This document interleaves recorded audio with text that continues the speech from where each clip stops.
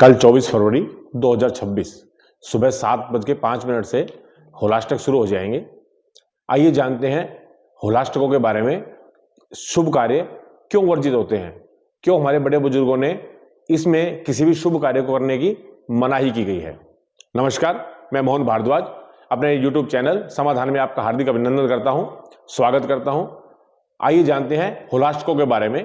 होली के 8 दिन पहले जो होलाष्टक होते हैं, इसमें कोई भी शुभ कार्य नहीं होता है। इसका वैसे तो बहुत से कारण हैं, लेकिन जो इसमें विशेष कारण है वो ये है कि हमारे जो ग्रह हैं, नवग्रह हैं, इस समय अपने उग्र स्वरूप में होते हैं।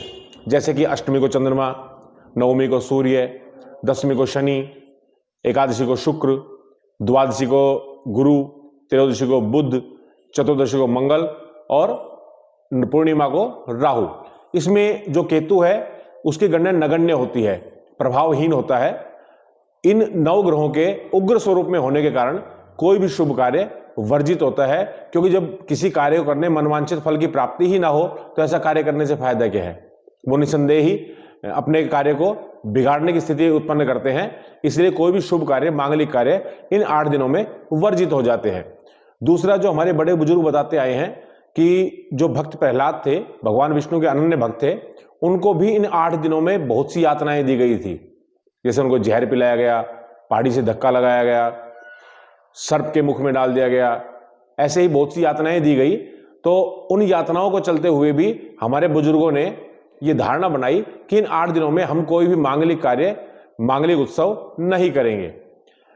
इसमें एक जगह और भी देखी गई है कि नवविवाहिताएं, जो नववधू होती हैं, प्रथम होली को अपने सास के साथ नहीं रहती हैं। पहले तो हम लोग सोचते थे पता नहीं क्या कारण होगा, लेकिन अब धीरे धीरे समझ आ रहा है कि ग्रहों की उग्रता के कारण नवविवाहिताएं सास के साथ नहीं रहती हैं, क्योंकि दोनों में सामंजस्य की भावनाएं नहीं बन पाएंगी, आपसी मनमुटाव रहेंगे, एक दूसरे के विचार मतभेद रहेंगे। वैचारिक मतभेद होने के कारण घर में कलह तनाव की स्थिति उत्पन्न होगी।